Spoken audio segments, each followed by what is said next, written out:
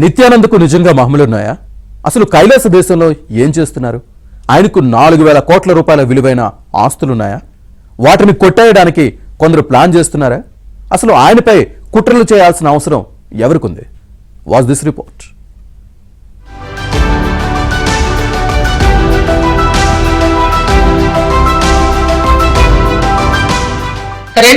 వరకు స్వామి నిత్యానందకు తిరుగులేదు. ఒక వెలుగు వెలిగారు.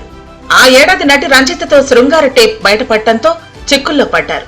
2018లో కర్ణాటక హైకోర్టు ఆయనపై అనేకమైన అభియోగాలు మోపింది. బెంగళూరుకు చెందిన ఓ దంపతులు తమ 2 కుమార్తెలను 2 వారాలకు పైగా కిడ్నాప్ చేశారని చెప్పి నిత్యానందపై కేసు పెట్టారు. ఇప్పటికీ ఆయనపై కొన్ని కేసులు విచారణ దశలో ఉన్నాయి.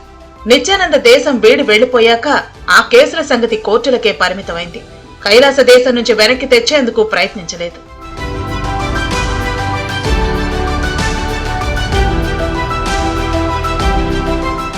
తనకు శక్తులున్నాయన్న భ్రమల్లో ఉన్నారు నిత్యానంద. కోతులు, మరికొన్ని జంతువులకు తాను సంస్కృతం, తమిళం మాట్లాడటం నేర్పించానన్నారు. ఆల్బర్ ఐన్స్టీన్ సిద్ధాంతాలను కూడా సవాల్ చేశారు. గ్రహాంతరవాసులు ఒక గ్రహం నుంచి మరో గ్రహానికి స్టడీ టూర్లు వేస్తుంటారట. నిత్యానంద అధికారిక వెబ్సైట్ లో 22 భాషల్లో 500 పుస్తకాలు రాశారని చెప్పుకున్నారు. నిత్యానంద మనిషి ఎత్తును పెంచుతారని, పోగొట్టుకున్న వస్తువులను తిరిగి తీసుకురాగలరని నమ్ముతారు ఆయన భక్తులు. ఈక్వెడార్ సమీపంలో కైలాస దేశాన్ని ఏర్పాటు చేసి ప్రపంచంలోనే ఏకైక హిందూ దేశంగా ప్రకటించుకున్నారు. దీనికో ప్రత్యేక వెబ్సైట్, ప్రత్యేక పాస్పోర్ట్, కరెన్సీ, జాతీయ జెండా అన్ని ఏర్పాటు చేశారు. కైలాస దేశాన్ని గుర్తించాలని నిత్యానంద ఐక్యరాజ్య సమితికి విన్నవించినా ఈ దేశాన్ని గుర్తించలేదు. తనను తాను హిందూ మతోద్ధారకునిగా చెప్పుకుంటారు. ఈ దేశంలో పౌరసత్వం పొందాలంటే భారీగా విరాళాలు ఇవ్వాలట. అంతర్జాతీయ మార్కెట్ కు అనుగుణంగా ఇక్కడ భూముల ధరలను నిర్ణయించారు. తనకు 22 భాషలు వచ్చంటూ ప్రచారం చేసుకున్నారు. కానీ ఎప్పుడూ ఇంగ్లీష్, తమిళం, సంస్కృతం మాత్రం వచ్చని సమాచారం. Mahakailasa, I am going to provide best things. Actually, in Mahakailasa, my room does not even have a door. I don't sleep in a closed room. So anyone can walk directly to me and talk anything. That's the way I made the structure. In the main hall of Mahakailasa, I have my swing. People who stay in Mahakailasa, they have rooms. But I don't have room. I stay in the hall, public hall, where I just sit seeing the ocean and the snow-covered hill. Now you can go on Google. Oh, where is the snow-covered hill and the ocean together? That is where Mahakailasa is. Search. One side I can see the snow-covered hill, the other side the ocean. That's the way Mahakailasa is. So there is a beautiful hall where in the center of the hall my swing is. I don't have a locked room. My deities just sit next to me. Kailasa దేశంలో ఒక పెద్ద వ్యవస్థనే ఏర్పాటు చేశారు.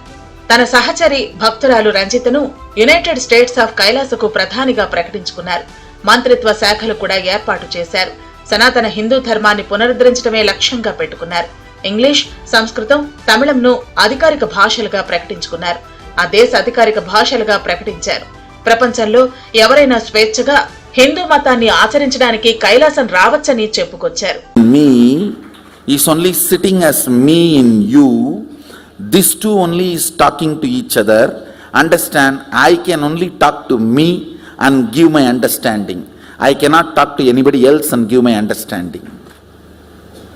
So the me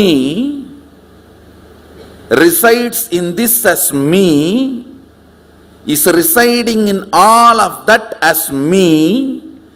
So that me, through this me, talking to me. Kailasa దేశం ఏర్పాటు కోసం దీవులను 1000 ఏళ్లకు లీజుకు తీసుకుని అంతర్జాతీయ మార్కెట్ కు అనుగుణంగా భూములను అమ్మేస్తున్నారు నిత్యానంద. 200 కోట్ల మంది హిందువులున్నారని, వారంతా కైలాస దేశానికి చెందిన వారంటూ ప్రకటించుకున్నారు.